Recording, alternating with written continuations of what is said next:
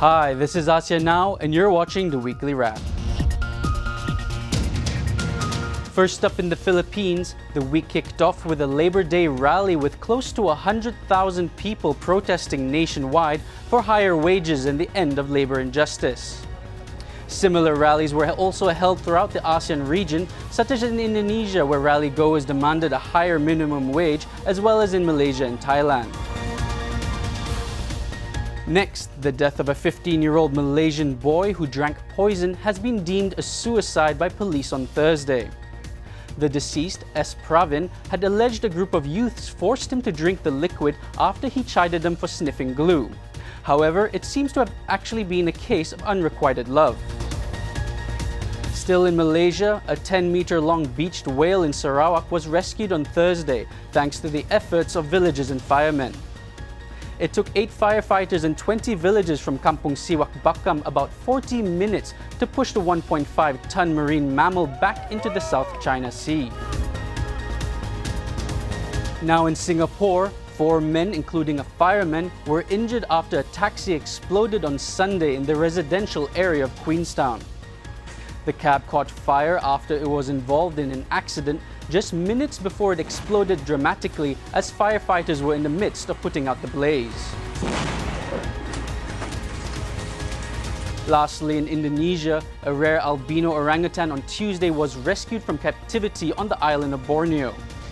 Authorities picked up the yet-to-be-named female orangutan in a remote village in the Kapuas Hulu district after it was captured and caged by villagers. We now head over to Bangkok with our Thailand partner Nation TV for the latest roundup from the Northern ASEAN region. Thank you, Kiel, for your updates. And now let's take a look here over the past week in the Northern ASEAN region. First up, Southeast Asian countries have expressed a more conciliatory stance toward China's action in the South China Sea than in previous years. An ASEAN statement omitted any references to China's militarization of the waterway. The statement noted the improving cooperation between ASEAN and China in the South China Sea, with the leaders also recognizing the long-term benefits of peace, stability, and sustainable development to the region. ASEAN Chair and Philippine President Rodrigo Duterte has clearly been pursuing closer links with China in recent months as he moves away from the U.S., which is his country's historical ally. Now moving on to the next top story here in Thailand. Amidst public and media skepticism, the Thai Navy will commission 3 Chinese-made submarines in the near future after military appointed cabinet's approval in late April. The first submarine will be commissioned at least in 7 years' time, with no details about when the second and third will be commissioned. The contract of the submarines purchase between the Chinese and Thai counterparts has not been signed, but strangely, schedule for installment of payment has been mutually agreed on. The 4 countries located next to or near Thailand all have submarines in their navies, the fact that the Thai Navy used as its strongest excuse to secure ones. And on to Myanmar, as the country has rejected an offer by China to mediate a diplomatic dispute with Bangladesh over the exodus of minority Rohingya Muslims. A government spokesman says that Myanmar and Bangladesh are already trying to solve the Rakhine issue, adding that Myanmar government's policy is to resolve this problem bilaterally between Myanmar and Bangladesh.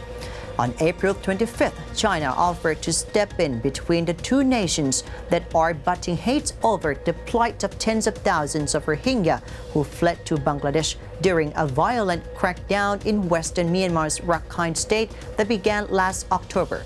Many people in Myanmar believe the Rohingya are illegal refugees from Bangladesh and refer to them as Bengalis. And still in Myanmar, the country will soon impose a tourism tax on visitors to fund the country's tourism promotion activities. The fee could be in the form of a charge of $1 for each night the visitors stay at the hotels or any type of lodgings. The Myanmar Tourism Federation, or MTF, said the tax would likely be imposed only on short-term visits. MTF Chairman U Yan Win said that the Myanmar government has not yet thought about those who are in the country for longer period, like those who come to work. And that's it for this episode of ASEAN Wrap from the Northern ASEAN region. This has been Sathapat Pathong, and now back to Kuala Lumpur.